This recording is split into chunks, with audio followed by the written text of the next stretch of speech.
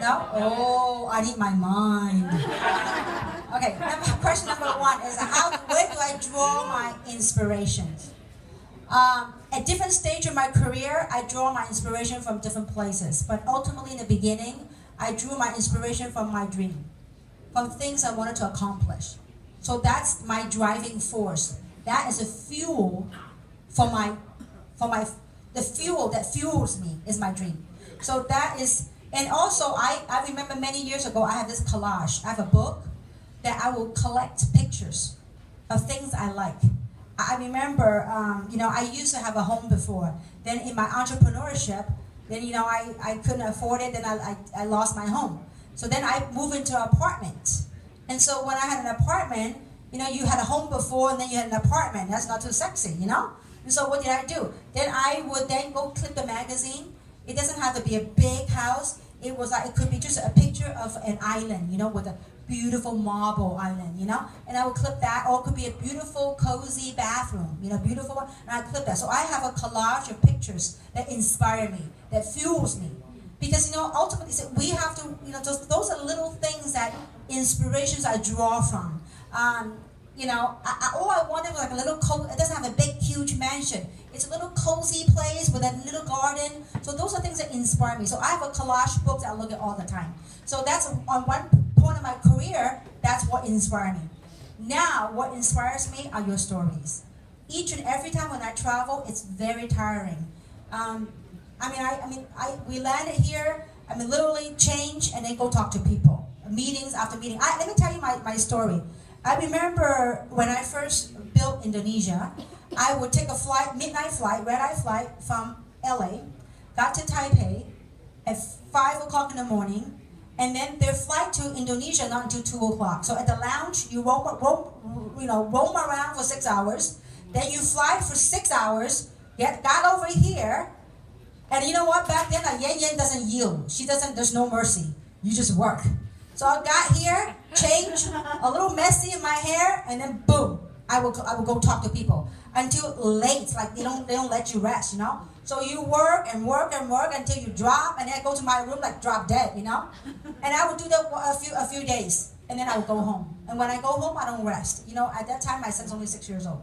So I will go home and we'll work, and you had a team in LA, you should back into the groove. But I could tell you that each and every time I travel until now, 8 years later, when I meet with people like you guys, when I hear your story, that's why I like to ask questions. When I hear your stories, when I hear your questions, when I see when I see your ups and downs, and when you are down, know that I'm right here with you. When you're down, your frustration, when you're down the valley, I was there too. So, when I hear stories, and people like Teal, when I heard about his stories, so inspiring. So that's where I draw my inspirations. Now this time in Taiwan, we had a leadership retreat of 200 people from all over different parts of the world, all came together. And when they share their story of what their desires are, of what they wanted to do, I was moved to tears. So those are my inspirations. And sometimes after traveling for a long time, I told myself, I'm going to chill. I'm not going to travel for a while. But you can't. But the minute you go back home, you remember all these stories, my feet gets itchy again. As I got to get on a plane, So everywhere I go, these are my inspirations. You all are my inspirations. Truly, you are all my inspirations. So when you do this is above and beyond money. I am tremendously blessed financially. But whatever we do right now is above and beyond money. So I think nature, humanity, there's gifts everywhere. And there are inspirations everywhere. Especially coming to a country like this, when you hear people that used to make $150 US a month, now making 10 times that, or 50 times that. You couldn't help but seeing what the opportunity had done for people. And so last but not least, I will tell this story. I think it was January this year when we had an event in Hong Kong. Then, Harris and I went a long way. We've known each other for more than 10 years.